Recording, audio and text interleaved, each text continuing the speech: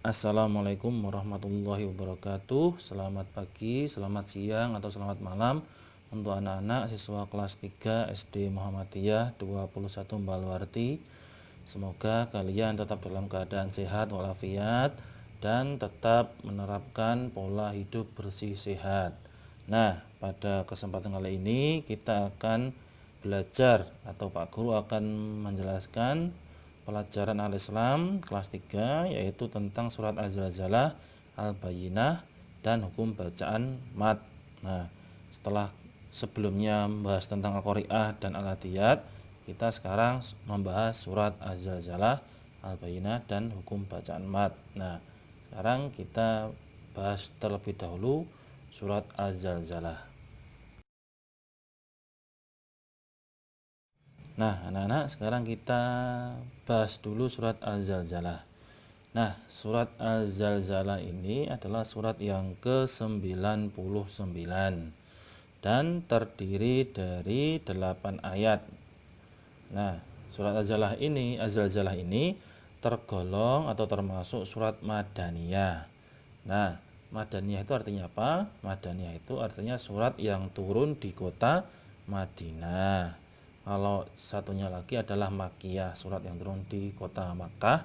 Kalau Az-Zalzalah ini termasuk Madaniyah. Nah, surat Az-Zalzalah ini memiliki arti kegoncangan. Nah, artinya adalah kegoncangan. Maksudnya surat Az-Zalzalah ini menjelaskan atau menceritakan terjadinya atau peristiwa hari kiamat. Nah, itu tadi sekilas tentang surat Az-Zalzalah. Nah, sekarang kita masuk ke isi kandungan surat Az-Zalzalah.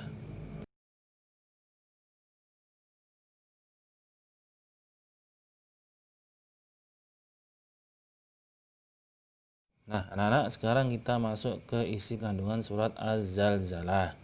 Nah, bisa kalian lihat pada gambar yang sudah Pak Guru siapkan. Di situ adalah contoh-contoh atau peristiwa ilustrasi hancurnya dunia atau terjadinya hari kiamat.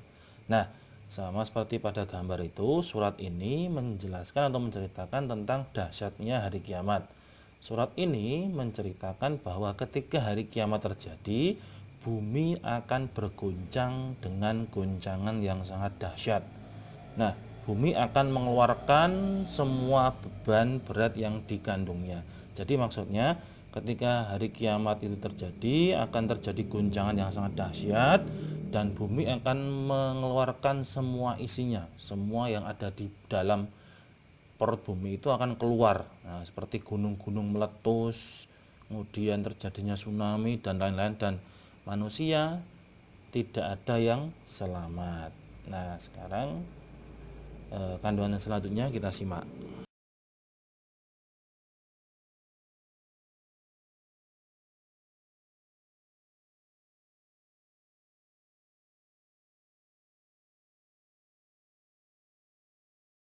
Nah, kandungan selanjutnya pada surat Az-Zalzalah ini dijelaskan bahwa pada hari kiamat nanti manusia akan dibangkitkan dari kuburnya dengan keadaan yang berbeda-beda sesuai dengan amal perbuatannya ketika di dunia. Jadi setelah nanti manusia dimatikan, terjadinya hari kiamat, manusia mati, kemudian dihisab dan lain sebagainya, kemudian nanti manusia dibangkitkan.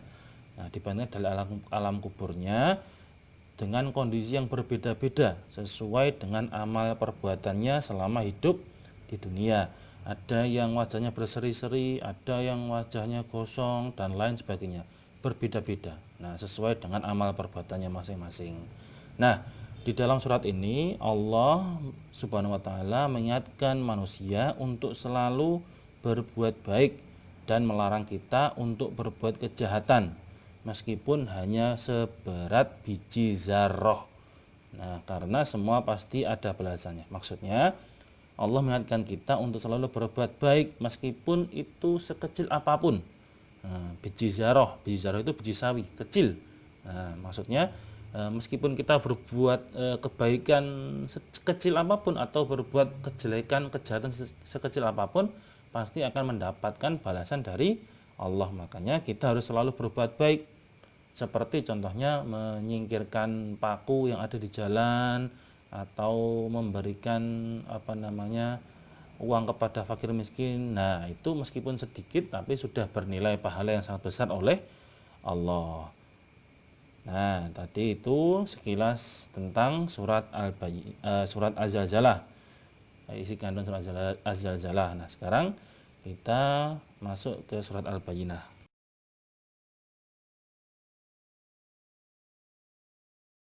Nah, anak-anak, sekarang kita mengenal surat Al-Bayyinah. Nah, surat Al-Bayyinah ini surat yang ke-98. Kalau kalian lihat di buku paket Al-Islam di halaman 12 itu ada salah ketik. Ya, salah ketik, harusnya Al-Bayyinah itu adalah surat yang ke-98. Nah, Al-Bayyinah ini terdiri dari 8 ayat. Nah, tergolong surat Madaniyah, sama seperti surat Az-Zalzalah. Al-Bayyinah ini tergolong surat Madaniyah. Nah, memiliki arti bukti yang nyata. Artinya surat ini menjelaskan orang yang tidak mau beriman kepada Allah Subhanahu wa taala. Nah, itu tadi sekilas tentang surat Al-Bayyinah. Nah, sekarang kita masuk ke kandungannya. Nah, anak-anak, sekarang kita masuk ke isi kandungan surat Al-Bayyinah. Nah, surat ini, Al-Bayyinah ini menjelaskan tentang kisah kaum kafir dari ahli kitab yang tidak mau beriman kepada Allah. Mereka tidak mau beriman pada Allah, padahal sudah ditunjukkan bukti yang nyata, yaitu berupa seorang Rasul atau Nabi Muhammad SAW dan kitab Al-Quran. Jadi orang kafir dari ahli kitab ini tidak mau beriman Allah, padahal sudah diberi bukti berupa utusan seorang Rasul, Nabi Muhammad, dan kitab Al-Quran, tetap tidak mau beriman. Nah, surat ini menjelaskan bahwa orang kafir dari ahli kitab dan orang musyrik yang tidak mau beriman akan dimasukkan ke golongan syarrul bariyah atau seburuk-buruk makhluk dan dimasukkan ke neraka jahanam selamanya. Jadi di neraka itu bermacam-macam atau golongan tingkatannya banyak. Nah, orang yang tidak mau beriman itu tadi masuk ke neraka jahanam. Nah, sedangkan orang yang beriman dan beramal soleh akan dimasukkan ke golongan khairul bariyah, artinya sebaik-baik makhluk, dan akan dimasukkan ke surga Aden selamanya. Sama seperti neraka tadi, surga itu juga bermacam-macam. Ada surga Firdaus, surga Aden, dan lain sebagainya. Nah, orang yang dijelaskan di Al-Bayyinah tadi, orang yang beriman itu akan dimasukkan ke surga Aden selamanya. Nah, itu tadi kandungannya tentang surat Al-Bayyinah. Sekarang kita masuk ke hukum bacaan mat.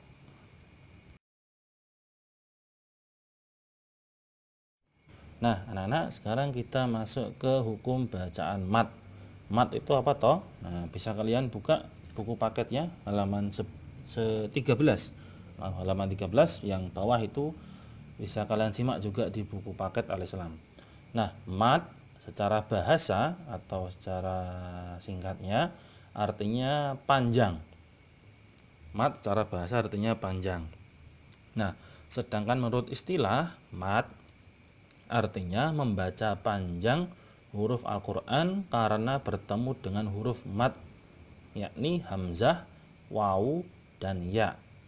Ya, Pak Guru ulangi, jadi membaca panjang huruf Al-Quran karena bertemu dengan huruf mat. Jadi huruf mat itu ada 3, hamzah, wawu, dan ya. Nah, macam-macam mat. Mat itu ada 2 macam. Yang pertama mat tobi'i, dan yang kedua adalah mat far'i. Nah, mat far'i ini, tetapi mat far'i ini dibagi menjadi 14 macam. Jadi kita akan mempelajari tentang mat tobi'i saja.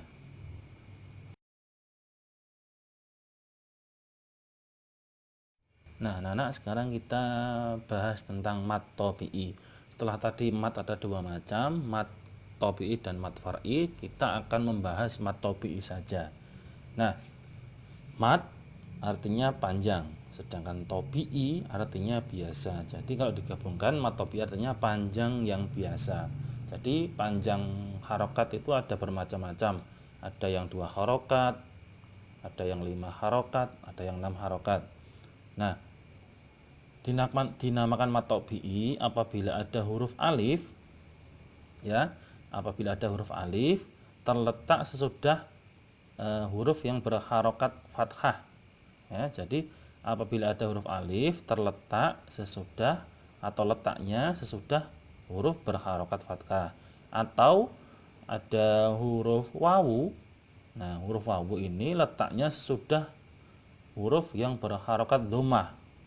Nah, atau juga huruf ya yang letaknya terletak sesudah huruf berharokat kasroh.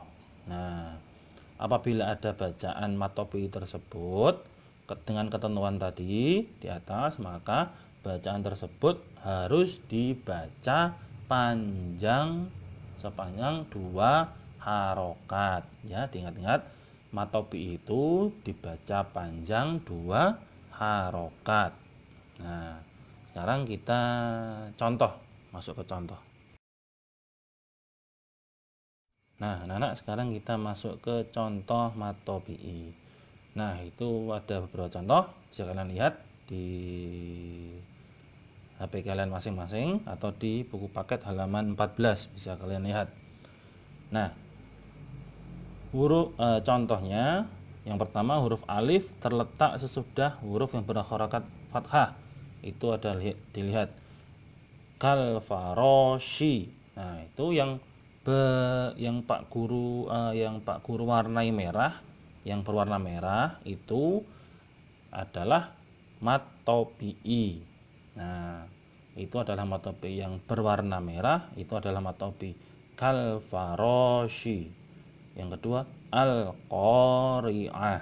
Nah, itu al-qa itu dibaca panjang 2 harokat.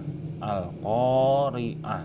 Nah, yang kedua, huruf wawu terletak sesudah dhammah. Jadi ada huruf wawu sesudah huruf yang berharokat dhammah. Wa takunu. Nah, itu yang berwarna merah itu adalah mat tobi'inya, itu yang berwarna merah itu.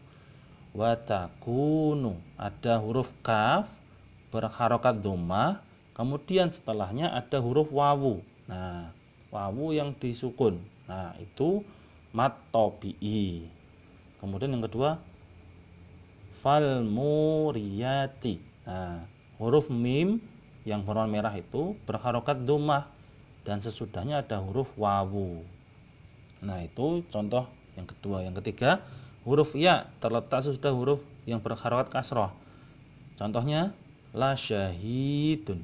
Nah, huruf ha berharokat kasroh, belakangnya ada huruf ya sukun. Nah, kemudian la syadidun. Huruf dal itu berharokat kasroh, kemudian sesudahnya ada huruf ya berharokat sukun. Nah, itu tadi contoh bacaan mat tobi'i. Nah, sekarang masuk ke tugas kalian di rumah. Nah, tugas anak-anak di rumah itu ada 2. Tugas anak-anak ada 2. Tugas yang pertama, kalian mengerjakan soal uji kompetensi di buku paket halaman 17 sampai 19, ya. Halaman 17 sampai 19 dilihat Romawi 1 dan 2 saja. Dikerjakan di buku tulis. Di buku tulis langsung jawabannya. Nah, untuk Romawi 1 yang pilihan ganda, cara mengerjakannya langsung jawabannya, tetapi jangan ABC-nya tok, tapi A apa, misalnya nomor 1 A apa, nomor 2 B apa, 3 C apa gitu. Jadi jangan ABC-nya tok. Kemudian tugas yang kedua, mencari, kalian Pak Guru beri tugas mencari contoh matobi'i di dalam surat Al-Qari'ah, Az-Zalzalah, dan Al-Adiyat. Nah, masing-masing kalian cari 3 contoh ya. Nah, semua tugas tadi dikerjakan di buku tulis dan dikumpulkan minggu depan ketika kalian nanti masuk ya, atau juga nanti bisa orang tuanya yang mengumpulkan ke sekolahan ya. Nah, itu tadi materi kali ini, kurang lebihnya Pak Guru mohon maaf. Wassalamualaikum warahmatullahi wabarakatuh.